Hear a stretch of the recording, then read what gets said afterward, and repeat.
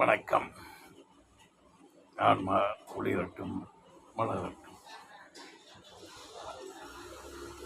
மதம், மார்க்கம், இறையை உணர வைக்கும் ஒரு சபை மார்க்கம். அதே மதம் திமிர் அப்படிங்கிற ஒரு நிலையும் உண்டு.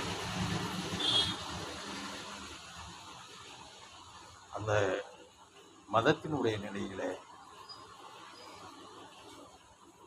சில பேர் நடந்து கொள்ளும் வெறியாட்டம், மத வெறியாட்டம், அந்த இறைவனுக்குத்தான் வெளிச்சம்.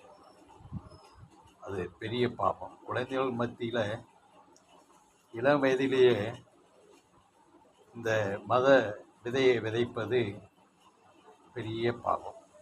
அப்படி விதைத்துதான் ஆட்களை சேர்க்க வேண்டுமா இறைக்கு,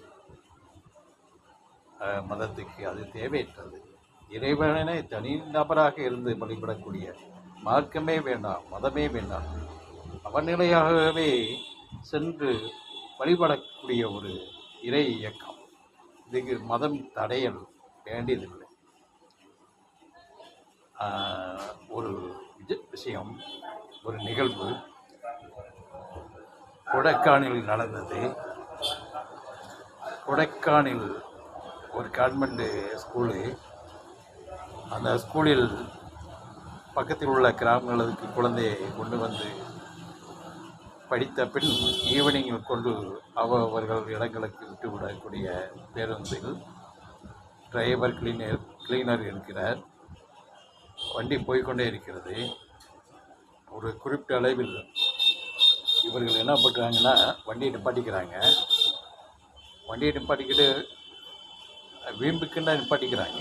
அந்த பிள்ளைகளுடைய சீண்டலை உண்டாக்குறதுக்காக நிப்பாட்டிட்டு என்ன பண்ணுறாங்க, இந்து பிள்ளைகளாக நீங்கள் உங்கள் சாமியை நினைங்கப்பாங்க.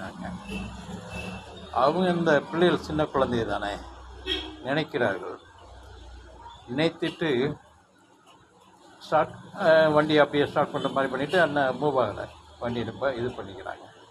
திருப்பி நீங்கள் கிறிஸ்டின், நீங்கள் ஜெபம் பண்ணுங்கள் அப்படிங்கிறாங்க. அதுகள் ஜெபம் பண்ணும் போது வண்டியை ஓட விடுகிறார். இந்த பிள்ளைகள் என்ன பண்ணுறது, வீட்டுக்கு சென்று தெய்வ படங்கள்லாம் கிழித்து எறிந்து விடுகிறது. இது பெரிய சர்ச்சையாகி திருப்பி ஸ்கூல் நிலையாகவே